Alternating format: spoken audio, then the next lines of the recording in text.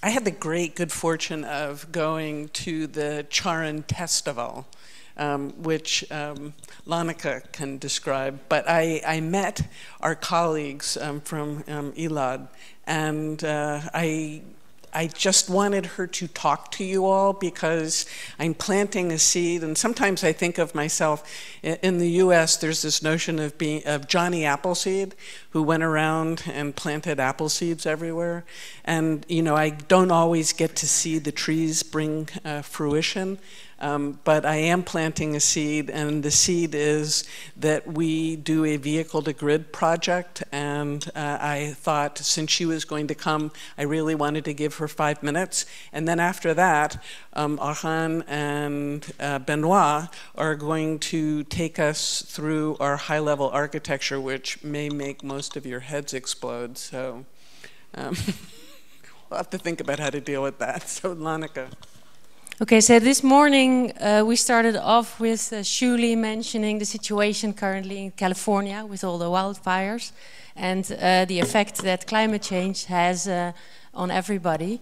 And we had a presentation by the EAA about the goals that everybody has set, and we are making progress, but we're not meeting them all yet. I'm from the Netherlands, and I am also an optimist, so I have a little bit of good news to share with everybody. So we got in the figures of the car sales in the Netherlands up until September of this year. And the best-selling car model in the Netherlands is at the moment a fully electric vehicle. And it's the Tesla Model 3.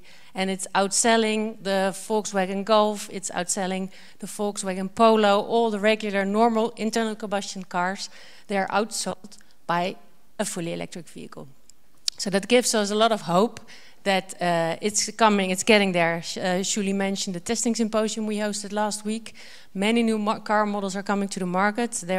Some of them are really exquisite, so I'm pretty sure that the car companies, even though they are not always fast companies, are doing their bit to help the CO2 emissions. So my name is Lonneke Driessen, and I work at ELAAD NL. And we are an organization founded by the Dutch network operators, the grid operators, electricity and gas. And we were founded 10 years ago by two visionary directors. One of them was the director of Alliander, and Alliander is also present here today. And they saw 10 years ago that the electrification of mobility had a lot of potential, and at that time, 10 years ago, it was sort of a bit of a hobby. But they said we need to invest and we need to see what this future holds for us as network operators, and we need to do that together. So that's why they founded ELAAD, and since then we have been doing a lot of things. One of the things that we saw was that we could really help the adoption of e-mobility by creating open standards in the infrastructure space. Because of course you have the electricity grid, you are getting the electric vehicle, and there needs to be a charging infrastructure in the middle to be able to charge all these electric vehicles.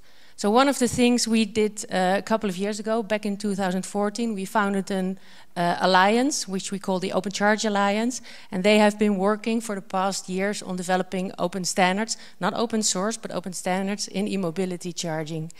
We have around 150, or exactly 150 participants currently in the Open Charge Alliance, and most of those companies were not there 5 years ago. So a lot of them are new companies, they are startup companies, and they're growing, and most of them are now in the scale-up phase, and some of them have turned into global market players. I got introduced to the Linux Foundation a couple of years ago through the Open Invention Network, OIN. And I learned that today the schedule was so full that there was not time to introduce the Open Invention Network to you. But basically what they were founded by the Linux Foundation, and they are the legal defense fund for everybody who's using Linux. And maybe you don't know this, you use it and you're fine, but there is a reason why nobody knocks on your door and asks you for money because you're using Linux, and that's the main reason for that is the Open Invention Network. So a couple of years ago, the market leader in the United States regarding charging infrastructure started threatening us, the Open Charge Alliance, with a lawsuit, with patent infringement, trademark infringement, unfair competition, restraint of trade, and violation of the Sherman Act, just because of the fact that we were working on open standards. So back then, the board members were 4 of them were from Europe, and I'm a European as well. And if you're from Europe and an American threatens you with a lawsuit, you sort of think, oh yeah, we'll see about that, bring it on.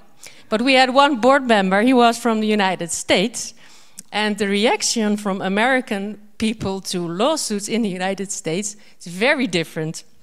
So they immediately said, this is really serious, it can sort of finish us off. We had a lot of companies who sort of backed off and they were no longer sending emails. The only communication they wanted to do was over the phone. So we thought, okay, so maybe we need some help around here. And that's why we got into contact with the Open Invention Network. And they helped us greatly. And the good news is that this spring, we sort of won the lawsuit, not only for the court, but also for the Court of Appeals. So this is a brilliant example of how a community can come together and all the lessons learned that the Linux Foundation, but also the Open Invention Network has learned throughout the years and that everybody can benefit from. So now to the Linux Foundation, as I mentioned, many of our partners are startup companies and they don't know anything better than they always use open source. So they have been asking us if the Open Charge Alliance, next to hosting a standard, could also host open source. So why not develop an open source implementation of all the protocols that are being used currently in the EV charging industry, in the vehicle, in the charging station, in the back office, and the demand response protocols. And they asked the Open Charge Alliance to do this. There are already many GitHub repositories regarding these protocols, so why not harbor them under the Open Charge Alliance and develop them further? Now, of course, everything we do is new and we are not afraid of trying something new. So we could, of course, do that, but we think that just as we had so much benefit from the Open Invention Network, we think there would be so much benefit in joining forces with the Linux Foundation in developing open source. So that's the reason why I'm here today, to see, to learn, and hopefully in some way collaborate in the e-mobility charging industry together with the Linux Foundation. So thank you, Julie, for inviting me, and it's a pleasure to be here. Thank you very much.